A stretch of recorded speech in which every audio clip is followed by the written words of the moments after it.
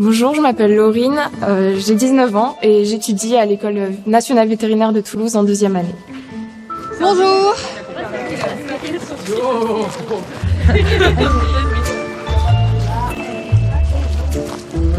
Allez.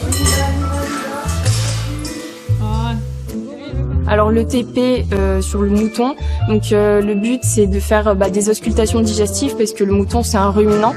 Donc, même quand on est léger, on y arrive.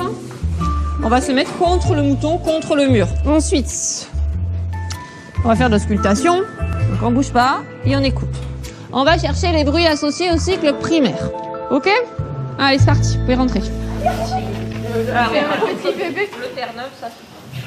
Hop, voilà. Plaquez là. Et vous et la copine, voilà, ça prête. Hop, elle a rebloqué pour pas qu'elle reparte dans l'autre sens. Attends, je me mets derrière. Allez-y. Que ce soit pour les bruits digestifs ou pour les battements cardiaques, on utilise un stéthoscope. C'est désagréable. Je me souviens plus de notre sens, c'est comme ça. Oui.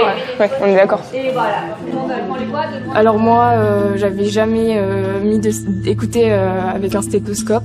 J'avais vu mon médecin me le faire, mais jamais j'avais utilisé avant.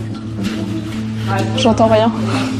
La seule fois où du coup je m'étais entraînée, c'était sur le cheval et le cœur il est pas incliné de la même façon, mais quand on y va par tatillon et au final j'ai trouvé la zone et j'ai pu écouter le cœur. Voilà, elle n'aime pas du tout même le bruit. Si c'est juste 3 secondes, attention.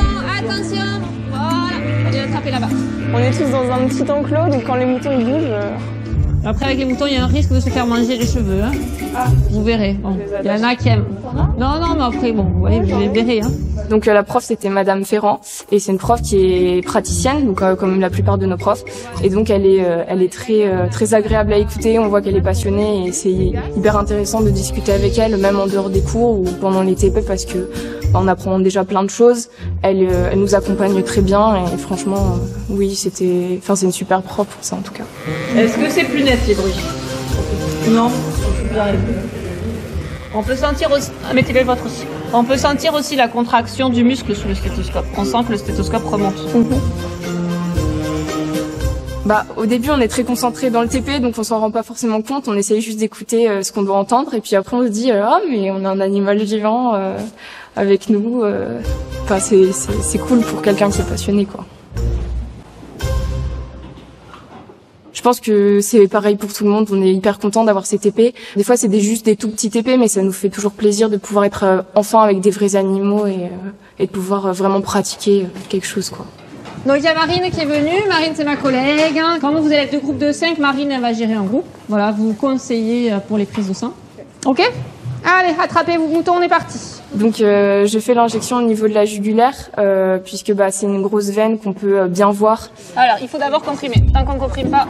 Je commence par faire une compression. Tout là? Ouais, c'est ça, le gros truc. C'est gros comme un index, à peu près? Ouais, ok. Ouais, c'est ça. Donc elle est là. C'est parti. Ah oui, j'ai oublié de vous dire, le trou de l'aiguille, il est... Vers le haut. Voilà, vers vous. Hop. Ensuite, j'introduis l'aiguille avec un certain angle dans la jugulaire pour être bien dans la veine. Là, hop, avancez. Encore. On aspire. J'aspire un peu pour vérifier on soit bien dans la veine, donc qu'il y a un peu de sang dans la seringue. Et ensuite, je commence à injecter. Alors, arrêtez de pousser. Aspirez. À ce moment-là, le mouton commence à bouger un petit peu. Donc là, on arrête d'injecter et on suit le mouvement du mouton. Ah, si, c'est bon. Hop. Mais le mouton a beaucoup bougé, donc finalement il est parti avec la seringue qui est tombée et ça lui a pas fait mal du tout, quoi. Celle-là, c'est enclenché la marche arrière. Allez, on recommence. Et donc je dois aller récupérer la seringue et je recommence le même mouvement. Je réussis une deuxième fois à être dans la veine et à finir l'injection du produit. Et on sort. Et voilà. Eh bien, non, mais ça s'est bien passé. Hein, de toute façon, voilà, l'animal il bouge, mais ça c'est quelque chose qui arrive fréquemment. Il faut juste, pas continuer à administrer le produit s'il bouge. Voilà. Et après, on reprend calmement et on finit sur par y arriver. Hein. Le fait qu'on ait plein de TP pratiques, ça nous permet de vraiment nous dire qu'on commence vraiment à pratiquer et à être des bébés vétérinaires, quoi.